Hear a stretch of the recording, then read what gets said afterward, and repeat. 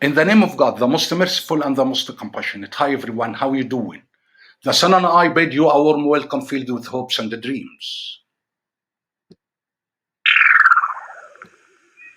IELTS Advanced Topics. The topic of today is about public speaking. Let me start with this. Freedom from regret. We all make errors, have fights, and even regret things in our past. But you are not your errors, you are not your fights, and you are here now with the power to fashion your present moment. Live in the moment. This moment, right now. Being fully present in the now does not mean we ignore our past or pretend it doesn't matter. It does. But here is my point, and it's important. Since we can't change our past or completely control our future, the best we can do is to live focused on what is happening now. Is public speaking an art or skill? Public speaking is an art that requires lots of courage, confidence, and willpower. Public speaking is an art form rather than a science because different techniques and brush strokes work differently for different people. It is your unique and personal tool to share your art with the world. Why do most people fear public speaking? Most fears about public speaking stem from our fear of being judged. We are so scared of being criticized that we forget we have the power to share a message.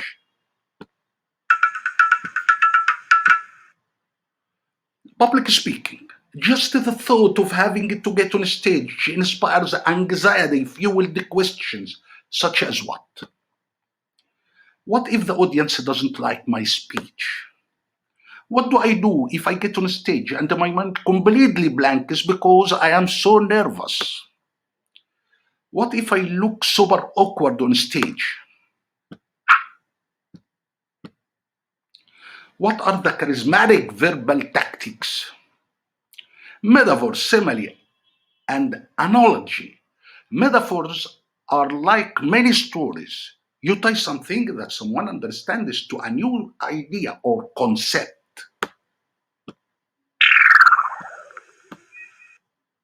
You have to keep in mind your audience's capacity for remembering information.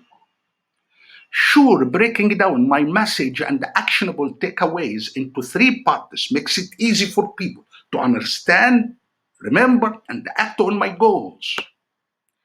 If I can organize my speech into three main ideas, even if it is an impromptu message in front of the team, it will help people remember what I have to say. What are the rhetorical questions? A rhetorical question is a question you ask of the audience for dramatic effect or to make a point instead of expecting a response. Something like, do you know how this step can work for you? Or how many of you have felt like the man in the story? You don't need people actually to raise their hands, although they might. The reason these are so powerful is that any kind of question engages people mentally. We are programmed to respond to questions, even if it is just internally. Speak powerfully. It is not just what you say, it's how you say it. Be sure that whatever verbal tactics you are using, you are doing it with power. What are your favorite vocal power tactics? The best way to be nervous is to have a great warm up routine. Before taking the stage or even front and center at a meeting, psych yourself up with a little pre performance ritual. I go from being merely an influential speaker to an inspirational one. How? I start by explaining what is. This is the problem, the process, the level of achievement, etc. that I wanted to change. Then I explain what could be. This is my goal for a better future. The best speakers paint the picture of the best possible future that their message can provide. Can the speaker caveat, apologize, or beg? Don't caveat, apologize, or beg. A big mistake nervous speakers make is apologizing or couching their ideas. How can I feel confident? First, be sure to research all of your points so you feel confident about the information you are sharing. Second, once you are sure of your content, practice your speech in front of friends.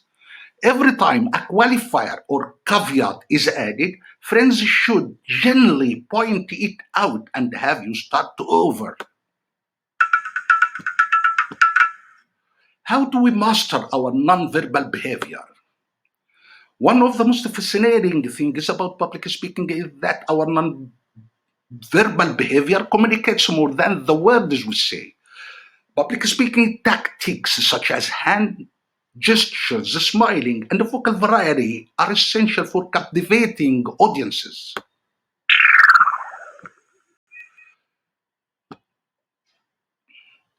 How do we master our nonverbal behavior? Number one, don't self-block. When we get nervous, we tend to try minimizing the amount of space our body takes up. We also subconsciously try to barricade our bodies from the audience with crossed arms or a podium. This might seem counterintuitive, but it forces you to uncross your arms and makes putting your hands in your pockets more difficult. Two, carry one bag. Non-verbal communication goes beyond the body into colors we wear, clothes, and accessories. One set of research has found that people who carry more than one thing are perceived to be less organized and more forgetful. Three, avoid self-touch.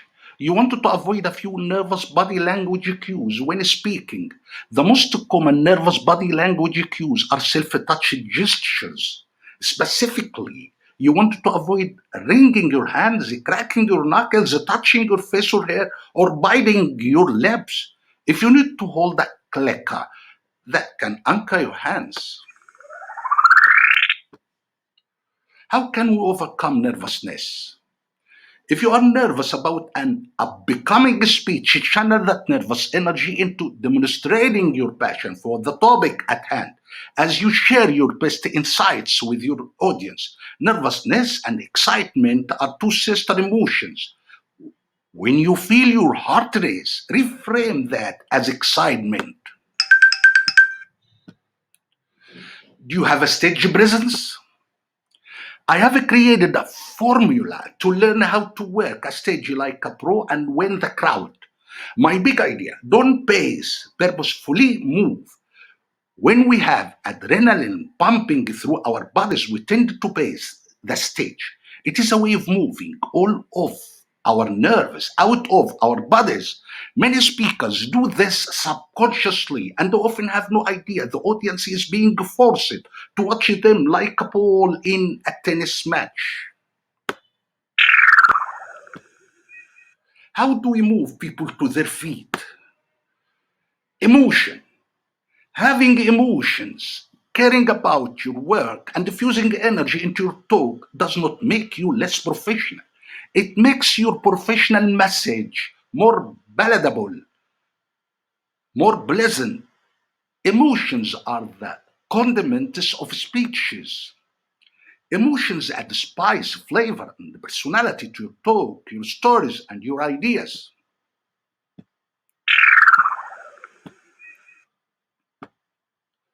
Think of an exercise or activity to do right before the end of a speech so that the audience members are already on their feet.